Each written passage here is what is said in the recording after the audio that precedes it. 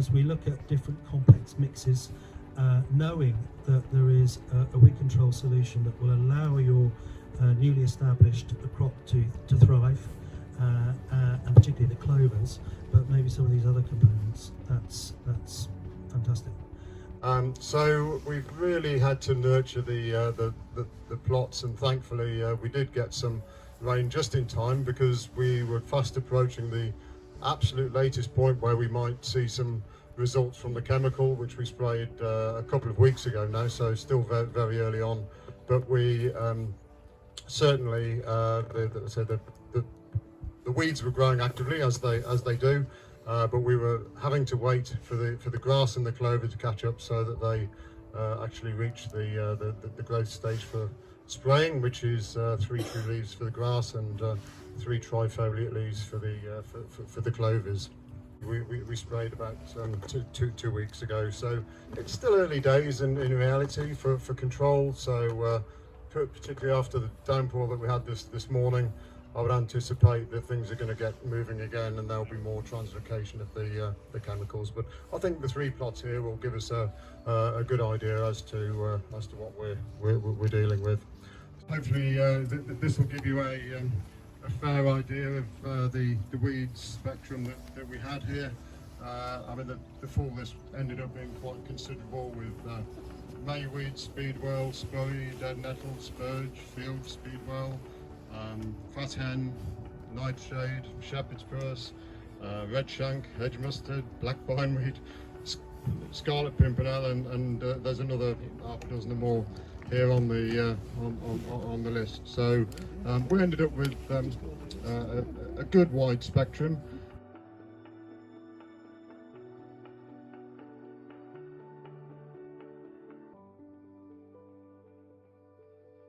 I guess what you'll probably be seeing is weeds that are still going over just 2 weeks after the application, but you'll also be seeing probably a distinct lack of clover compared to the untreated.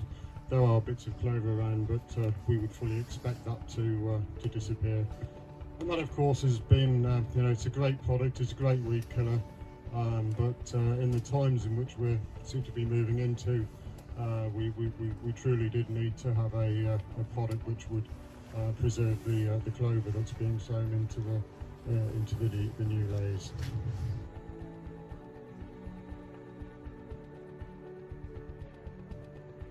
This then is being treated with our new product, which I'll refer to as GF3730 XL, and hopefully you can see, I say the clover is right throughout. So in this case, we can see what we're really wanting to demonstrate today, and that is that we've got a great product. I have to say, given that we had to delay beyond the ideal timing for the weeds, I think it's done a great job on certainly on the majority of the weeds there. We've got it here in the newly sown ley situation. It has got, Robin mentioned that we've also got recommendations which will come through on established grassland as well. In the newly sown situation, I mentioned the absence of docks. We'll be fine with seedling docks, and as we move on to the established grassland, then we're looking at docks which are about 8 inches across in terms of levels of control. The additional thing that we'll have, I think for the first time on a clover-safe herbicide label, will be to have a recommendation for red clover as well, which is included in a ley. Not straight red clover, but red clover that's in a grass ley. In addition to what we're seeing here, we're also looking into some of those other areas which will be of interest to some of you. We're looking to check out safety on things like chicory, sunflower, lucerne, some of those crops that are starting to get looked at and become a bit more popular. So those trials are going on elsewhere at the moment.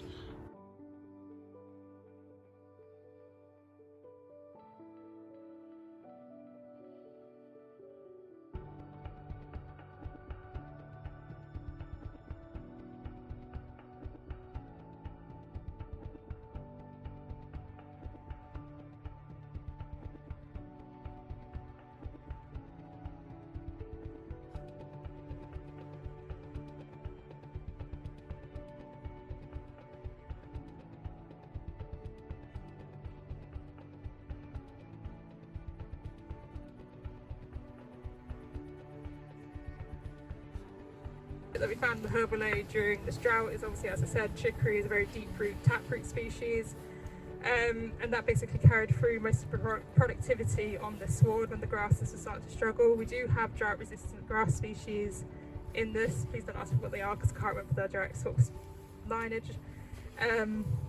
Whereas we found with the grass clover ley, which are the sort of the paddocks behind me, the paddocks as you come in, they were really struggling. We didn't really get any production off them during our drought sort of seasons. I don't think many people have actually studied the productivity of a herbal ley and a grass clover ley, or just a pure perennial ryegrass comparison yet under drought conditions.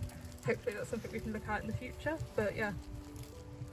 What do you think is the life expectancy of a true herbal ley? When did it lost its herbal ley status? I would say when it's at its absolute best, it's probably year 0 to year 2, when you've got the maximum diversity. It looks fantastic, it's doing everything it says on the tin.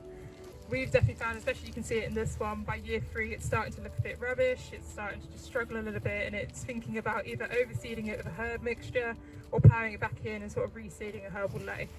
In terms of how long can you call it a herbal ley, obviously ley is temporary. I would say probably 4 years maximum.